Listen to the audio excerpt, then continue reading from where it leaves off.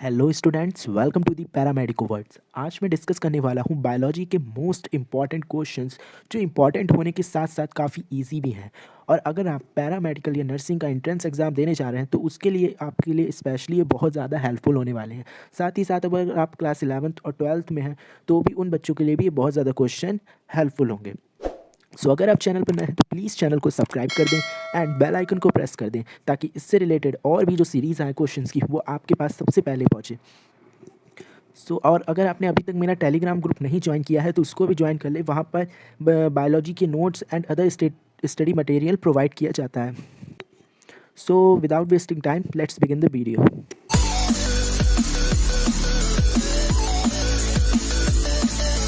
First question है, tibia is a bone found in the, जो हमारी टिबिया बोन होती है वो कहाँ पाई जाती है?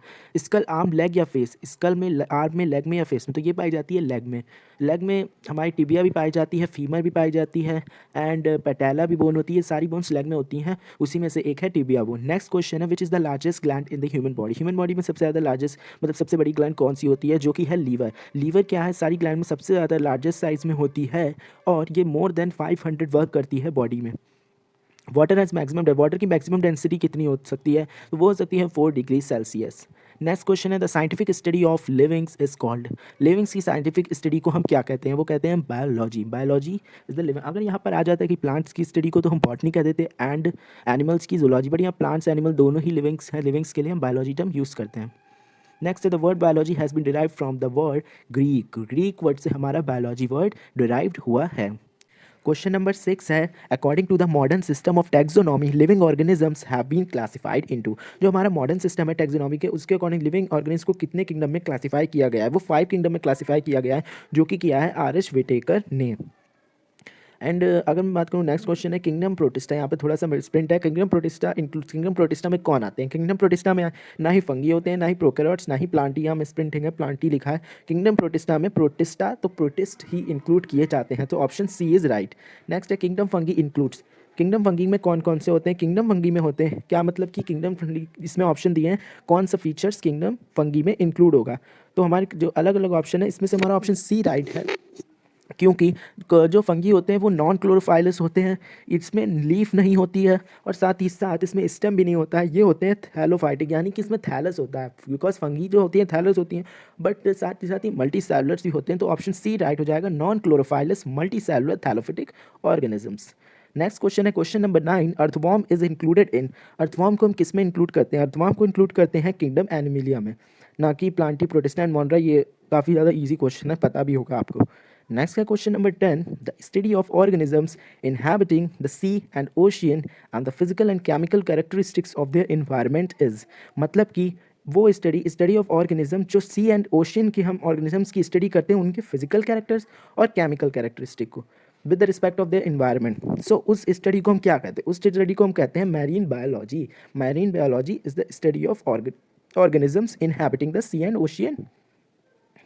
नेक्स्ट है question number 11, the branch of biology which deals with the use of data and techniques of engineering and technology. Biology की वो ब्रांच जो स्टडी किसकी करती है? इंजीनियरिंग एंड टेक्नोलॉजी की। इसके नेम से ही इस बायोलॉजी का नेम बना है, इस मीन्स बायोटेक्नोलॉजी। अब ये भी काफ़ी ज़्यादा ईजी क्वेश्चन है। नेक्स्ट है question number 12, the branch in which organisms life cycle and mode of transmission and interaction with their host are studies. मतलब कि वो ब्रांच जिसमें हम ऑर्गेनिजम्स की लाइफ साइकिल को पढ़ते हैं, उनके ट्रांसमिशंस को पढ़ते हैं, कैसे वो ट्रांसमिट होते हैं, और इंटरेक्शन उनका होस्ट के साथ कैसा रहता है इन स्टडी। ये देखो, ये जो फीचर्स होते हैं ये पैरासाइट्स के होते हैं। पैरासाइट्स में मोस्टली ये चीज़ें देखने को मिलती है, इसलिए इस स्टडी को हम कहते हैं पैरासिटोलॉजी। और इसमें जो हमारा ऑप्शन सी है पैरासिटोलॉजी, वही हो जाएगा राइट आंसर। नेक्स्ट है question number 13, the molecules of living matter that provides building blocks are mostly based on. मतलब कि यहाँ पर ये है क्वेश्चन में कि जो हमारा लिविंग मैटर होता है उसमें बिल्डिंग ब्लॉक्स का काम कौन करता है, कौन एज अ प्रोवाइड हमें प्रोवाइड कराता है बिल्डिंग ब्लॉक, कौन सा इनमें से वो एलिमेंट है? वो एलिमेंट है कार्बन। सो कार्बन जो होता है वो प्रोवाइड करता है building blocks for the molecules of living matter. So next question है क्वेश्चन नंबर 14 और इसमें है, human blood is an example of? Human blood is an example of, human blood किसका एग्जाम्पल है, ऑप्शन पर फोकस डाल लेते हैं, ऑर्गेनल्स, टिश्यू, ऑर्गेनिक कंपाउंड। और देखो ह्यूमन ब्लड टिश्यूज़ का ही एग्जाम्पल होगा, इसमें कोई भी काफ़ी ज़्यादा ईजी क्वेश्चन है। So human blood is an example of tissues. Next है question number 15, with different chemicals arrangements and formation of complex molecules the life emerges on the level of the, मतलब यहाँ पर ये है, आप बाकी क्वेश्चन पे इतना फोकस ना करिए, ये आप मतलब यहाँ पे देखिए लाइफ इमर्जिंग, तो सेल को क्या कहा जाता है, structural and functional unit of life. Cell से ही लाइफ स्टार्ट हुई है, सेल से हमारे टिश्यूज़ बने, then organelles and then organ system, तो सेल ही हमारी हो जाएगी life emerging level. So option A right हो जाएगा। क्वेश्चन नंबर 16 है, ऑर्गेनल्स आर, ऑर्गेनल्स जो हमारे होते हैं वो होते हैं सब सेलुलर स्ट्रक्चर, ना कि multi cellular, unicellular, non cellular, organelles होते हैं सब सेलुलर स्ट्रक्चर्स।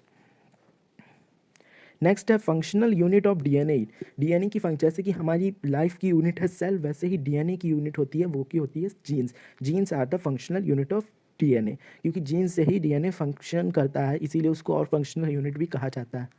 नेक्स्ट है question number 18, various tissues type combine to make up, बहुत सारे जब टिश्यू मिलते हैं क्या बनाते हैं, ये क्वेश्चन तो एक लो स्टैंडर्ड वाले बच्चे को भी पता होगा जो काफ़ी छोटा होगा, कि वेरियस टिश्यूज़ कंबाइन करके क्या बनाते हैं, ऑब्वियसली ऑर्गन्स बनाते हैं।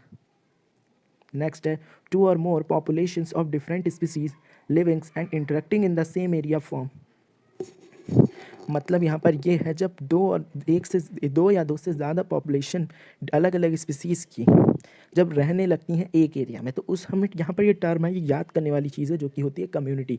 कम्युनिटी को ही ये कहा जाता है कि जब आप क्वेश्चन को देख सकते हैं, टू एंड more peoples of different species living and interacting in the same area form community. Next है question number 20, a group of similar cells that perform a specific function is, मतलब कि एक ग्रुप सेल्स का जो similar है, मतलब एक जैसे हैं, वो परफॉर्म करते हैं स्पेसिफिक फंक्शन। देखो सेल्स के ग्रुप को क्या कहते हैं, इसी से आप समझ जाइए, सेल्स के ग्रुप को हम कहते हैं tissues, simple. So option B right हो जाएगा। नेक्स्ट है which of the following is an example of molecule, मतलब कि मॉलिक्यूल के एग्जाम्पल में से कौन कौन है मॉलिक्यूल, क्लोरोप्लास्ट है, नर्व सेल है, डीएनए एंड हाइड्रोजन, तो डीएनए एक मॉलिक्यूल होता है। नेक्स्ट है question number 22, A group of very similar interbreeding organisms constitutes, similar interbreeding organisms क्या कॉन्स्टिट्यूट करते हैं, जो मतलब बहुत ज़्यादा सिमिलर होते हैं। देखिए अगर आपको पता होगा कि हमारे सबसे जो सिमिलर कैरेक्टर्स पाई जाती हैं वो स्पीसीज़ में पाई जाती हैं, देन जीनस होता है उनसे, देन उसके बाद ऑर्डर, फैमिली एंड क्लास वगैरह सब आता है। तो क्या होता है, तो इसी वजह से स्पीसीज़ में वेरी सिमिलर इंटरब्रीडिंग ऑर्गेनिजम्स के मतलब बहुत ज़्यादा सिमिलर कैरेक्टर्स पाए जाते हैं स्पीसीज़ में। नेक्स्ट है question number 23, members of one species inhabiting the same area are form, one species के जो मेंबर्स होते हैं सेम एरिया में, वो क्या बनाते हैं, वो बनाते हैं पॉपुलेशन। नेक्स्ट है question number 24, on the basis of collected facts and figures and scientific फार्मूले, देखो यहाँ पर ये को हाइपोथेसिस एक ऐसा टर्म होता है, मैं समझाता हूँ आपको, कि जब साइंटिस्ट ये रूल बता दे कि ऐसा होता हो, बट उसने कोई प्रूफ ना दिया हो कि ऐसा क्यों होता है, बस सब उसे मानने लगे हों, तो इसके लिए हम एक टर्म यूज़ करते हैं, वो होता है hypothesis. So hypothesis is the term of collected facts and figures scientist performed a factive statement. Robert Hooke discovered, Robert Hooke ने क्या डिस्कवर करा था, रॉबर्ट हुक ने डिस्कवर करा था, ये तो पता ही होना चाहिए और ये इंपॉर्टेंट भी है क्वेश्चन। रॉबर्ट हुक ने डिस्कवर किया था सेल, तो cell is discovered by Robert Hooke. And अगर बात करें न्यूक्लियस की, तो न्यूक्लियस डिस्कवर किया था रॉबर्ट ब्राउन ने। सो ये दोनों ही पूछे जाते हैं कि who discovered nucleus and who discovered cell. तो ये जो मैंने आपको 25 क्वेश्चंस डिस्कस करे, ये काफ़ी ज़्यादा इंपॉर्टेंट भी हैं और बहुत कॉमन है, पता ही होने चाहिए ये क्वेश्चंस के आंसर। अगर आपको किसी भी क्वेश्चन में कोई डाउट या गलती कुछ लगी हो तो कमेंट बॉक्स में ज़रूर बताएं, ताकि नेक्स्ट टाइम मैं उसे करेक्ट कर सकूं, और आपको कोई भी डाउट हो आप वो पूछ सकते हैं कमेंट में। So I hope that you like the video, and आगे भी इसी तरह से वीडियोज़ आएंगी जिसमें मैं 25 क्वेश्चंस, 50 क्वेश्चंस, 100 क्वेश्चंस डिस्कस करता रहूँगा बायोलॉजी के, ताकि आपको एग्ज़ाम्स के लिए धीरे धीरे प्रिपरेशंस आपकी चलती रहे। So I hope that you understand all the things very well. So please like the video, and if you are new to the channel then please subscribe my channel and press the bell icon.